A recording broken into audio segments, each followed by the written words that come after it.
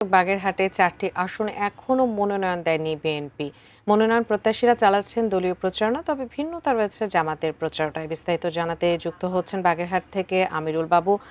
বাবু, 4টি আসনে বিএনপি মনোনয়ন দেয়নি, তো মনোনয়ন প্রত্যাশীরা এখন তাদের প্রতিযোগিতা এবং প্রচারণা কিভাবে চালাচ্ছেন এবং জামাত সহ অন্যান্য দলের প্রার্থীরা কি বলছেন জানাবেন আমাদের। আপনি নিশ্চয়ই জানেন যে বাংলাদেশে যে বৃহত্তর রাজনৈতিক দল জাতীয়তাবাদী দল তারা কিন্তু এখনো তবে প্রার্থী যারা রয়েছেন তারা তাদের নিজস্বভাবে কেউ প্রচারণা চালাচ্ছে, কিন্তু একটু ভিন্নভাবে। সেটি তারেক রহমানের যে রাষ্ট্র কাঠামোর যে 31 দফার যে বাস্তবায়নের যে দাবি রাষ্ট্র কাঠামো সংস্কারের, সেই লিফলেট বিতরণের মাধ্যমেই কিন্তু তারা সমষ্টি ধানের শীষের পক্ষে ভোট চাচ্ছেন। তারা কিন্তু তাদের কোনো প্রার্থী তার নিজের জন্য কোনো অবস্থাতেই ভোট চাচ্ছেন না, তারা শুধু মনোনয়নের অপেক্ষায়। আমরা দেখতে পেয়েছি যে জামাতের যে আসন আগের থেকেই ঘোষণা ছিল, বাগেরহাটে যখন হাইকোর্ট থেকে 3টি আসন বহাল 3টি আসন 4টি থেকে কেটে 3টি আসনের রায় দেয় হাইকোর্ট, তো তখন কিন্তু জামাত তাদের 3টি আসনের প্রার্থী ঘোষণা করেছিল। সাথে সাথে যদি 4টি আসন আসে তাহলে 4টির জন্য তাদের প্রার্থী তারা নির্ধারণ করে রেখেছিল, এবং 4টি আসন পুনর্বহাল হওয়ার পরে জামাত কিন্তু তার আগে থেকে বা 4টি আসন পুনর্বহালের পরেও তাদের প্রচারণা চালিয়ে যাচ্ছে।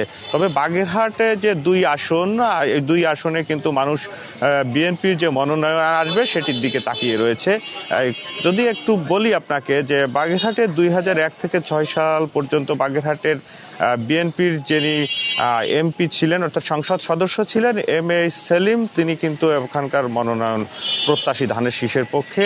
একই সাথে তারই আপন ছোট ভাই, সেও কিন্তু মনোনয়ন প্রত্যাশী, যিনি এই আওয়ামী সরকারের আমলে মাঠে ময়দানে থেকে রাজনীতি করেছেন এবং দীর্ঘদিন তিনি বাগেরহাট জেলা বিএনপির সভাপতি হিসেবেও দায়িত্ব পালন করেছেন। তো এই সব কিছু মিলে এদিকে এনসিপি রয়েছে সহ ইসলামিক দলগুলো রয়েছে, তারা কিন্তু তাদের প্রচারণা চালিয়ে যাচ্ছেন। তবে জামাতের প্রচারণাটা একটু বেশি উল্লেখযোগ্যভাবে তারা প্রচারণা করছেন। তারা হলো মাঠে ময়দানে গিয়ে, তাদের বাড়ি বাড়ি গিয়ে, তাদের উঠান বৈঠক সহ সকল প্রকার তাদের যে চেষ্টা, তাদের যে ভোটারদের কাছে পৌঁছানোর যে চেষ্টা, তারা সেটি করে যাচ্ছেন।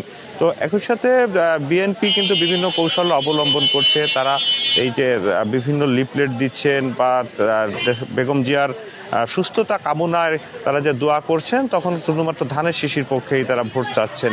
তবে জানা যাচ্ছে যে কিছু অল্প দিনের মধ্যেই হয়তো তাদের দলীয় মনোনয়ন পেয়ে গেলে তারা তাদের নিজস্ব ব্যক্তি পর্যায়ের যে ভোটের জন্য তারা ভোট চাইবেন এবং মানুষের দ্বারে দ্বারে যাবেন। পরবর্তী সংবাদে নিশ্চয়ই আপনাকে আরও নতুন কিছু নিয়ে থাকবো।